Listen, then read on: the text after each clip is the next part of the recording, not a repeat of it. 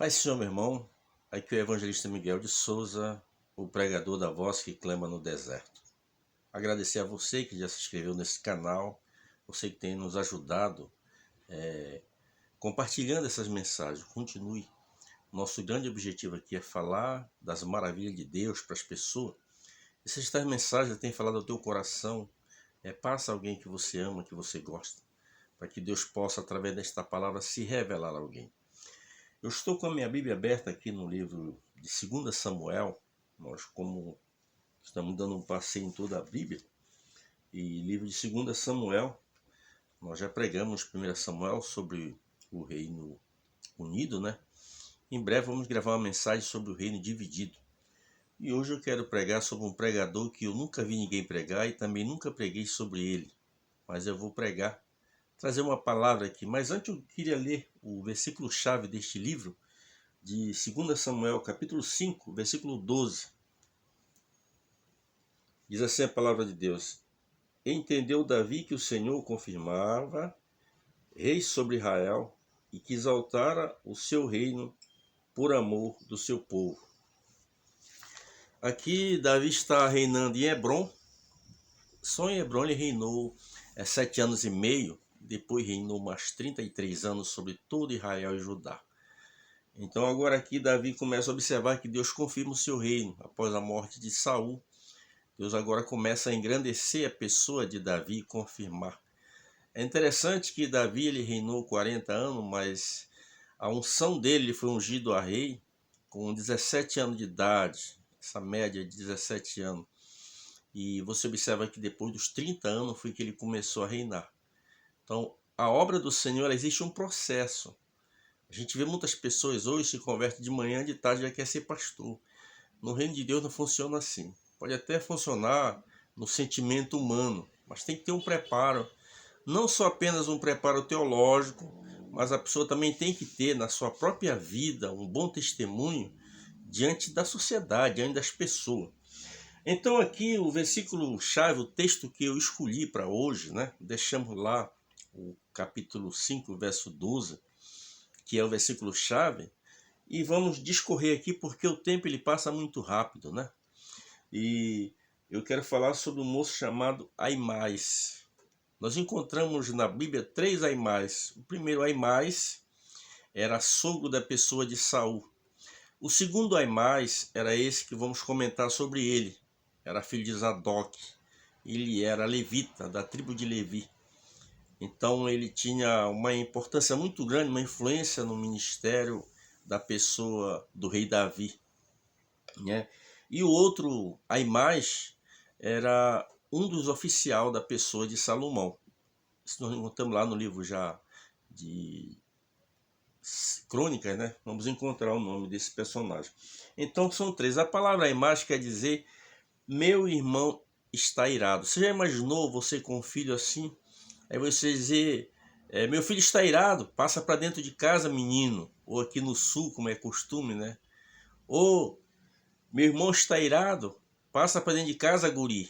Não é verdade? Então um nome meio estranho, né? Mas era Aimás. E o tema dessa mensagem é Aimás, o mensageiro sem mensagem. Nós temos visto em muitos púlpitos por onde temos andado aí, muitos Aimás da vida, aquele pregador sem mensagem. A gente observa quando a pessoa começa a rodear, olhar mais para o relógio do que se concentrar na palavra, é um verdadeiro Aimás.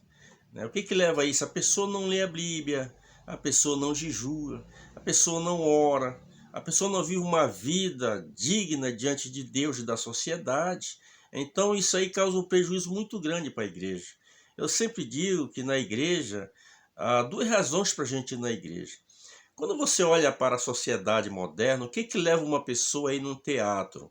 Porque ali vai ter uma apresentação de um grande elenco, né, atores renomados, todo aquele trabalho, né? E você observa quando alguém vai em um estádio, um torcedor de um time, ele vai ali porque ele ama aquele time dele, mas além de amar o time dele, tem um ídolo, alguém que joga, que usa aquela camiseta de verdade. Então ele vai ali para ver aquele espetáculo, aquela apresentação, né? Na igreja é diferente, na igreja a gente não vem ver apresentação. Na igreja a gente vem para adorar a Deus na beleza da sua santidade. Eu sempre digo que há duas razões para eu sair da minha casa para ir para a igreja. É claro que existem outras razões, mas as duas principais razões para um crente ir à igreja, em primeiro lugar, é para adorar a Deus na beleza da sua santidade. Esse é o primeiro objetivo de irmos à igreja, adorar a Deus. A palavra culto quer dizer adoração a uma divindade. Então você vai para adorar a Deus.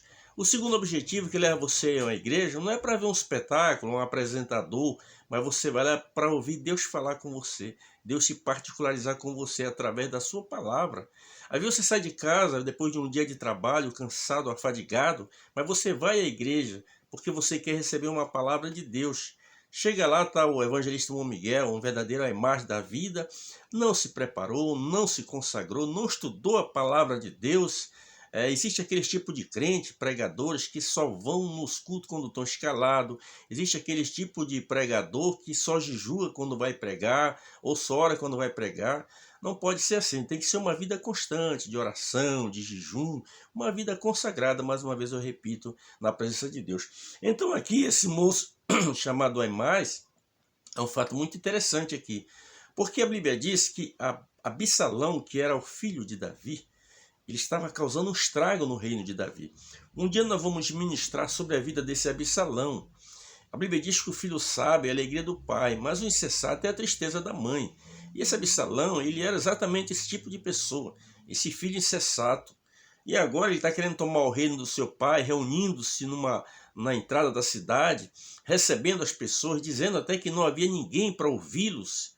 Oxalá, né, que tivesse alguém para ouvir vocês. Então as pessoas comentavam com a pessoa de Absalão. Absalão foi tão terrível a vida dele que ele armou uma tenda ali e coabitava com as concubinas do seu pai.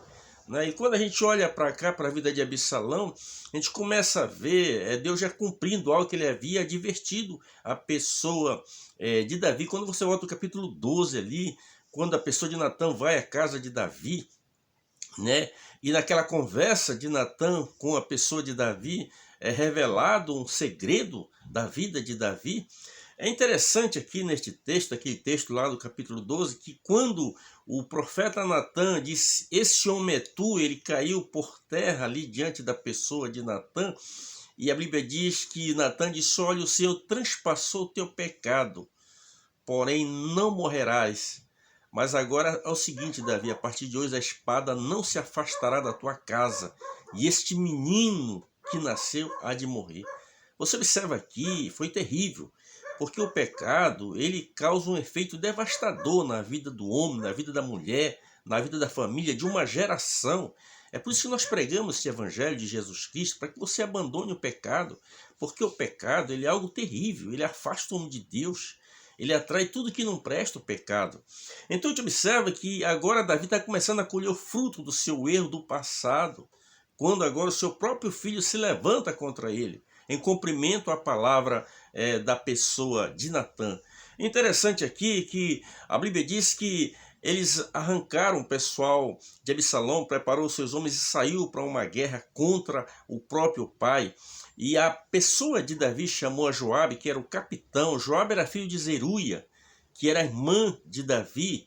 Joabe era sobrinho de Davi, mas era o capitão, era um homem respeitadíssimo ali. Todos os homens temiam a pessoa de Joabe. Você tem uma ideia, nos dias de Davi ele tinha 32 homens valentes. Homem valente no quais um dia um soldado desses homens valentes, dos 32 que faziam parte desse homem, ele lutou durante todo o dia. Você já imaginou, no final do dia, quando ele abriu a sua mão assim, a espada estava grudada nas suas mãos. Então era um guerreiro, um homem de linha de frente mesmo. E a pessoa aqui de Joabe, Davi chamou ele e disse, olha, vocês vão para essa batalha contra o meu filho Absalão, mas olha, trate ele com moderação. Falou para mais 2 capitães dele também que tratasse com moderação, que não fosse muito severo com Absalão. Mas o que aconteceu? Quando eles estão vindo, a Bíblia disse que Absalão havia montado no muro, e quando ele vinha andando naquele muro, ele entrou dentro, próximo de um carvalho, E a Bíblia diz que o seu cabelo, ele usava o cabelo grande, né? Ele cortava de ano em ano, de 2 em 2 anos, aquele cabelão dele.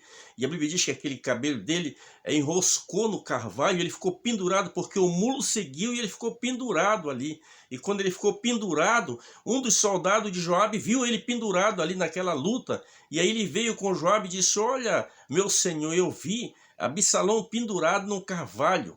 A Bíblia Sagrada nos diz que Joabe disse: mas por que tu não matasse ele? Tu tivesse feito isso, eu te daria 10 moedas de prata e te daria também um cinto. Aí o moço disse: não, mas acontece o seguinte, que o rei pediu para a gente ser moderado com ele. E a Bíblia diz que agora Joabe pega ali 3 dardos e lança sobre Absalão, e os homens vieram matar Absalão, e agora a pessoa de Joabe dá um brado ali, que havia vencido a guerra, e agora para retornar. Só que chega um momento de Aimais. Era a hora do mensageiro trazer a mensagem para a pessoa de Davi. Havia 2 homens que eram designados para levar as mensagens. Tinha aquele mensageiro que trazia uma mensagem de vitória. Quando aquele exército havia vencido, aquele mensageiro vinha e trazia uma mensagem. Aqui essa mensagem, esse mensageiro chamava-se o mensageiro de boas novas.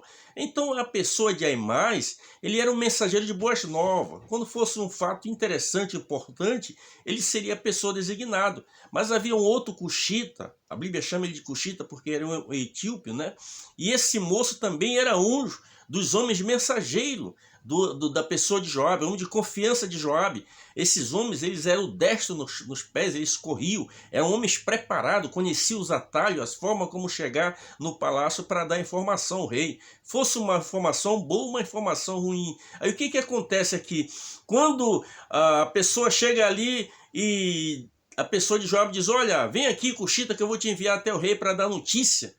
Aimás disse: não, meu senhor, eu irei e lhe darei a notícia. Joabe disse: não, Aimás, hoje tu não vai, porque a mensagem hoje não está contigo. E aí a Bíblia diz que ele enviou o cuxita, porque o cuxita havia acompanhado todo aquele procedimento que havia acontecido, e ele sai correndo. E Aimás insiste com Joabe: deixa eu ir levar esta mensagem. Aí Joabe: então está, tu quer ir, tu vai. Ele foi, mas era um mensageiro sem mensagem, ele não sabia o que estava acontecendo. E aqui, quando a gente lê aqui o capítulo de número 18, você vai observar que Davi, a Bíblia diz, estava sentada entre a porta, o pilar da porta da cidade, e havia 2 sentinelas ali, e um sentinela olhou ali e viu um homem correndo, e ele veio: olha, meu senhor, está vindo um homem correndo aí na nossa direção. Aí ele fixou mais o olhar e disse: olha, esse homem parece que é um homem de paz. Por quê? Porque Aimás, o Aimás, assim, ele conhecia um atalho, e ele chegou antes do cuxita. Então ele chegou na frente. Quando ele chegou, aí ele disse: olha, está vindo Aimás. Mas aí ele disse: olha, eu estou vendo um segundo homem que vem atrás correndo. Esse é o cuxita. Aí Davi já ficou preocupado, porque sabia que quando esse etíope vinha, a notícia não era agradável. E a Bíblia Sagrada nos diz que quando Aimás chegou na frente, Davi perguntou: a mensagem de paz? Ele disse: se é de paz. E aí ele disse: vai bem com o meu filho Absalão? E a Bíblia diz que Aimás disse: olha, eu vi apenas um alvoroço lá. Ele não sabia de nada. É um mensageiro sem mensagem. Você que me acompanha nesta mensagem, seja um mensageiro que entregue a mensagem de boas novas, a mensagem de vida eterna. Não seja como Aimás, um mensageiro sem mensagem. Consagre a sua vida, busque a presença de Deus, procure conhecer melhor Deus, se envolver mais com as coisas de Deus, para que você não se torne um Aimás, um mensageiro sem mensagem. Aí chega o cuxita ali, e aí Davi pergunta: e aí o que aconteceu? E aí ele falou que o seu filho Absalão havia morrido. A Bíblia diz que naquele dia, aquilo que parecia ser vitória começou a ser uma tragédia para Davi. Davi começa a dizer: meu filho Absalão, quem me dera eu ter morrido e meu filho Absalão ficasse. E ele ficou naquela agonia de um lado para outro no térreo do palácio. As horas foram se passando, as pessoas vieram, e agora quando chegaram ali, alguém chega a Joabe e diz: olha, Joabe, aquilo que era para ser vitória se tornou em tristeza, um desastre, porque o rei está dizendo: meu filho Absalão, oxalá que eu morresse no lugar do meu filho. E a Bíblia diz que Joabe foi lá, entrou na presença de Davi e disse: olha, Davi, hoje tu envergonhaste os teus servos, tu envergonhaste os teus capitães, porque eu tenho certeza que se a pessoa de Absalão tivesse matado todos nós, tu estaria feliz, possivelmente, né? Mas nós que defendemos a tua casa, as tuas filhas, teus filhos, as tuas concubinas, hoje tu tem os teus amigos como inimigo, tu trata melhor o teu inimigo como amigo. Então Davi agora chega ali lastimando, e a pessoa de Joabe disse: olha, é o seguinte, tu te levanta agora e vai dizer ao povo o que o povo precisa ouvir, senão eu te digo, assim diz o Senhor, que nenhum de nós ficaremos contigo nessa hora. E a Bíblia diz que Davi se levantou e foi para a porta. Então as pessoas reconheceram que Davi estava mais ou menos aplacado a sua tristeza, a sua angústia. Não seja como a imagem, mas seja um mensageiro da verdade. Fale de Jesus para as pessoas. A mensagem genuína de Jesus Cristo é essa: eu sou o caminho, a verdade e a vida, e ninguém vem ao Pai a não ser por mim. Que Deus nos abençoe.